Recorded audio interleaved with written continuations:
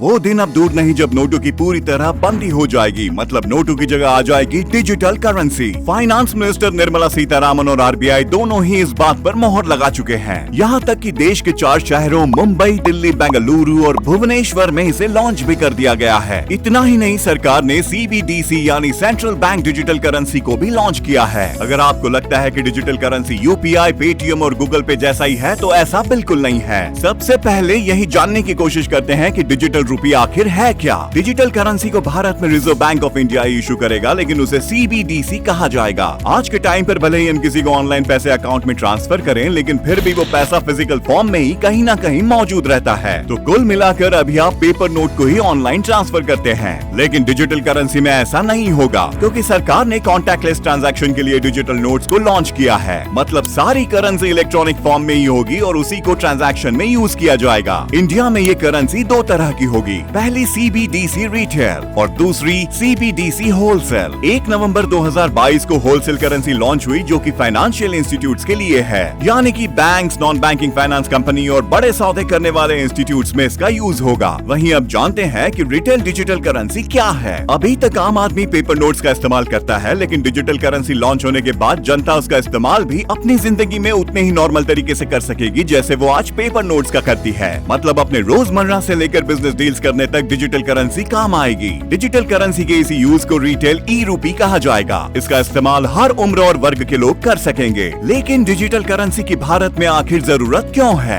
RBI Indian currency को modernise करना चाहती थी ताकि आने वाले डिजिटल टाइम के लिए इंडिया तैयार रहे। साथ ही डिजिटल करेंसी को इसलिए भी लॉन्च किया गया ताकि लोगों को पेमेंट करने के लिए एक्स्ट्रा ऑप्शन मिल सके। डिजिटल करेंसी आने का फायदा ये होगा कि लोगों को नोटों के फटने, पानी में भीगने से खराब होने या बुड़ने जैसी प्रॉब्लम का सामना नहीं करना पड़ेगा। नगद रुपया चोरी हो जाने और खोने का डर भी बना रहता है, तो वो समस्या भी खत्म हो जाएगी। इसके अलावा हम नकली नोट और सिक्कों की धोखाधड़ी से भी बच जाएंगे। डिजिटल रुपया आने के बाद हर वक्त पर्स में या जेब में कैश रखने की प्रॉब्लम भी नहीं होगी। वैसे भी UPI के आने के बाद से लोगों ने कैश यूज करना काफी कम कर दिया है, लेकिन डिजिटल करेंसी आने के बाद शायद हम कागज के नोटों को भी पूरी तरह से भूल जाएंगे। डिजिटल करेंसी को मोबाइल वॉलेट में रखा जाएगा, जिसे बैंक मनी और कैश में भी बदला जा सकेगा। इसके आने से ऑनलाइन मनी ट्रांसफर में लगने वाले चार्जेस भी कम हो जाएंगे। इसे UPI से भी जोड़ा जाएगा। इसके अलावा सरकार की देश की करेंसी और सभी लेन देन पर पकड़ भी मजबूत होगी। अब सवाल उठता है कि क्या कागज के नोट पूरी तरह बंद हो जाएंगे? तो ऐसा बिल्कुल नहीं है। डिजिटल नोट और कागज के नोट दोनों साथ में एक साथ चलेंगे। इसके साथ ही जिस तरह आज हमें कभी कभी डिजिटल ट्रांजैक्शन में परेशानी होती है, वो बाद में नहीं होगी। डिजिटल करेंसी को बिना इंटरनेट के भी ट्रांसफर किया जा सकेगा। बाकी ट्रांजैक्शन के मुकाबले CBDC ज्यादा सेफ होगा। इसकी वजह है कि ये ब्लॉकचेन सिस्टम पर बेस्ड है, जिसमें चोरी और फ्रॉड कर पाना बहुत मुश्किल है। ब्लॉकचेन सिस्टम में डेटा को सिक्योरिटी के साथ शेयर किया जाता है और मनी ट्रांसफर भी स्पीड से होता है, जिससे बैंकिंग सिस्टम में पॉजिटिव बदलाव देखने को मिल सकता है। आरबीआई का डिजिटल रुपी क्रिप्टो करेंसी से कैसे अलग है? अब ये सवाल तो आपके दिमाग में आया ही होगा, तो आपको सबसे पहले बता दें कि ये दोनों करेंसी एक दूसरे से एकदम अलग है, क्योंकि ई-रूपी को आरबीआई की तरफ से ऑफिशियली जारी किया जाएगा, जिसके पास एक सरकारी मान्यता होगी। वहीं बात क्रिप्टो करेंसी की करें तो ये सब गैर सरकारी है। लेकिन डिजिटल करेंसी और क्रिप्टो करेंसी में एक समानता है कि इसमें भी ब्लॉकचेन टेक्नोलॉजी का यूज किया जाएगा। डिजिटल करेंसी आने के बाद इंडिया में किस तरह चीजें बदल सकती हैं? इससे क्या फायदे और क्या नुकसान होंगे, हमें कमेंट्स में बताइए। वीडियो को लाइक कीजिए, शेयर कीजिए। आगे और भी ऐसे वीडियोस के लिए हमारे पेज को अभी फॉलो कीजिए।